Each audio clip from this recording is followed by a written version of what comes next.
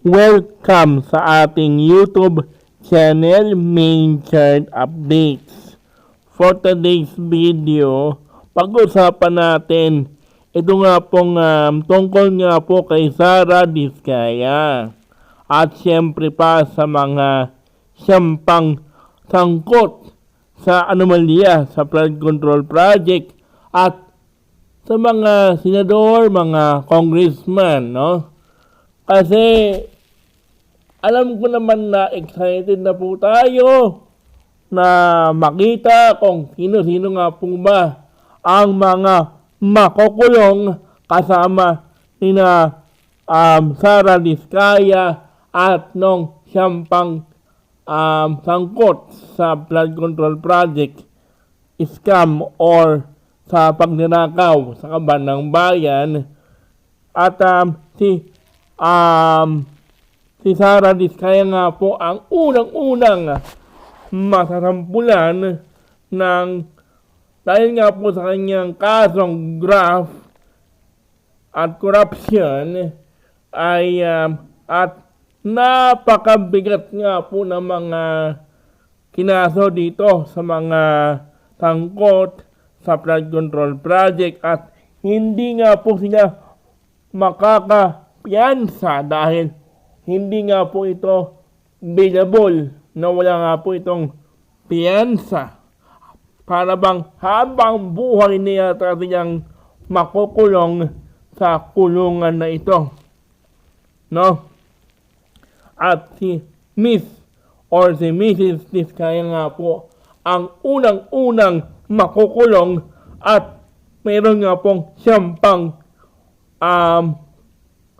sabihin na lang natin siyam nakatao pa ang susunod na makukulong at bukod pa doon may mga senador at may mga congressman pang sangkot dito nga po sa issue ng flood control project.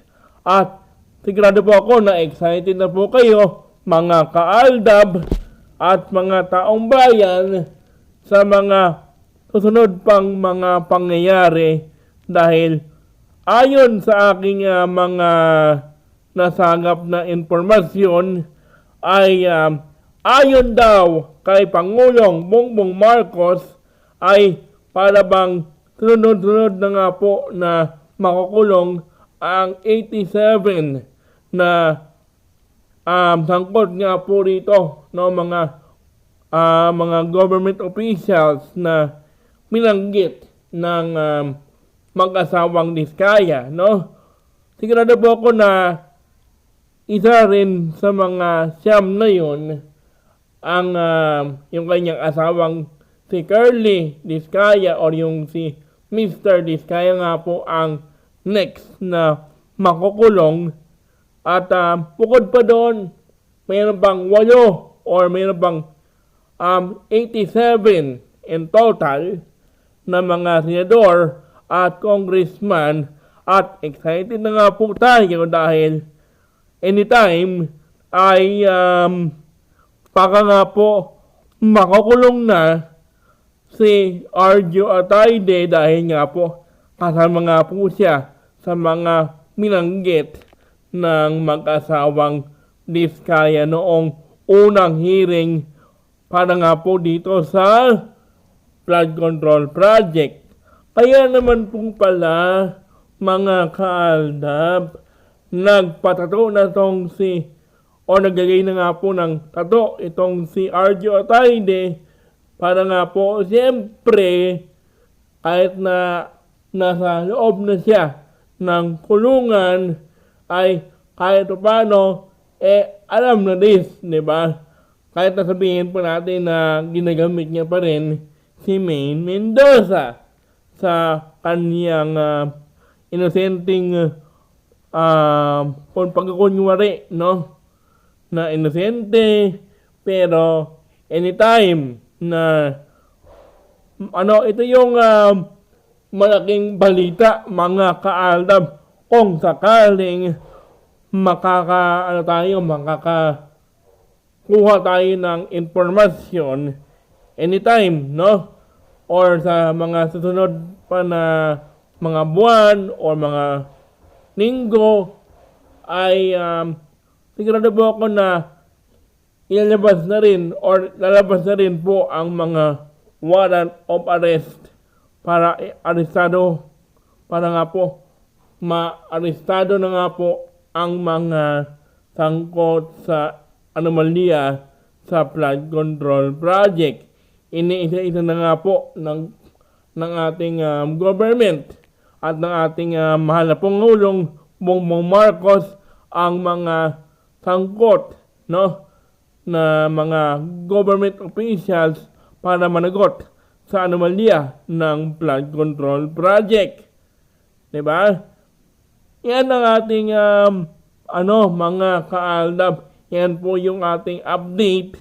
At excited na nga po tayo mga kaaldab dahil malaking sampal ito sa mga armin, sa mga bashers ng Aldab. At dito na nga po, sigurado po ako na makakalaya na sa sarsuela itong si Maine Mendoza at hindi na siya makakalapit pa kay Maine Mendoza itong si Arjo Atayde dahil nga po makukulong na siya dahil nga po sa kanyang ginawang anomalya sa kanyang sinasakupan, no?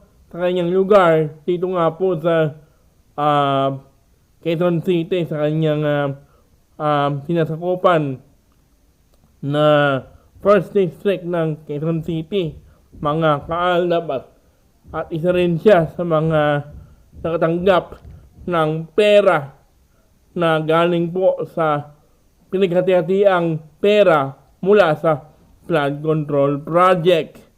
Kaya excited na po ang lahat na makikita si Arjo Atayde at malaking balita ito dahil isang kapamilya aktor at turned politician at isang congressman ang makukulong kasama ng mga sabihin na lang natin na sina Curly Diskaya at ito nga pong si Sara Diskaya at siyang pang iba pang mga sangkot, no, mga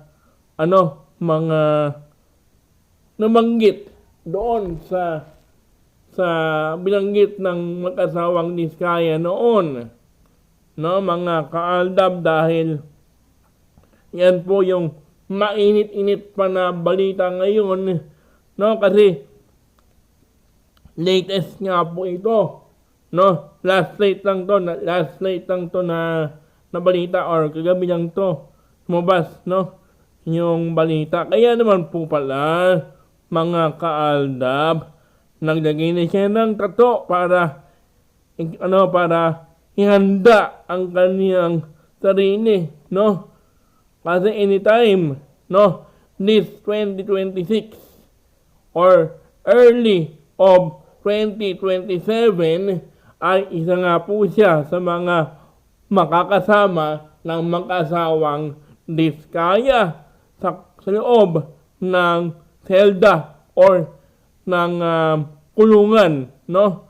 Kaya naman po pala ready na nga po siyang makukulong or ready na po siyang magpakulong dahil ayun na nga po ang ebidensya.